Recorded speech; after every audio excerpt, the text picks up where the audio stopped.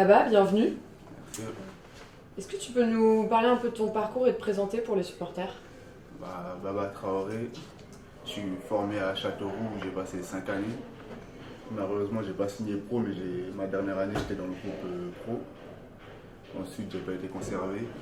Je suis allé 2 ans en national au Port et Sorby, où je suis arrivé en tant que doublure la première année. Et au fil du temps, j'ai fini par m'imposer.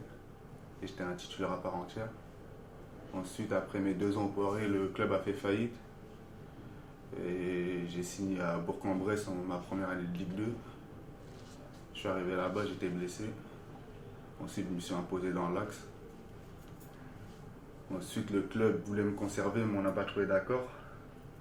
J'ai signé à la GIA. J'aurais pu signer ici, mais ils sont arrivés un peu trop tard. Du coup, j'ai fait 1 an à la GIA. Et le coach m'a contacté vers décembre. On discutait un peu, me parlait un peu. Il m'a dit est-ce que j'étais pour un départ ou pas. J'ai dit je ferme jamais la porte. Et au final, je suis venu ici comme j'arrive pas en terrain inconnu. Je connaissais quelques joueurs déjà. Et mon intégration s'est faite naturellement. C'était simple pour moi.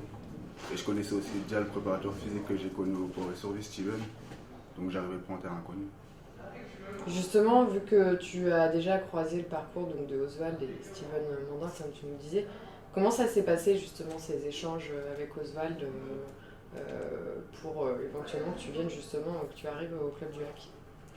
Déjà, ça a été plus simple, comme il m'a dit. Je suis plus le gamin qu'il a connu il y a 4 ans au Port et Sorby. J'ai mûri, j'ai grandi. J'ai beaucoup plus appris et ça a été plus simple. Et je connais déjà certains joueurs avec qui j'ai passé ma formation, donc c'était plus simple pour moi. Est-ce que tu peux nous parler un peu de tes premières impressions au club, l'accueil dans le vestiaire par exemple? C'était un très bon accueil. Certains joueurs, on a joué l'un contre l'autre. On se connaît plus ou moins bien. C'était simple, sans complication. Ça a été naturel. T'as suivi un peu le HAC la saison passée Non, pas spécialement. Je regardais un peu les matchs par rapport aux copains que je connais. Sinon, je ne suivais pas spécialement.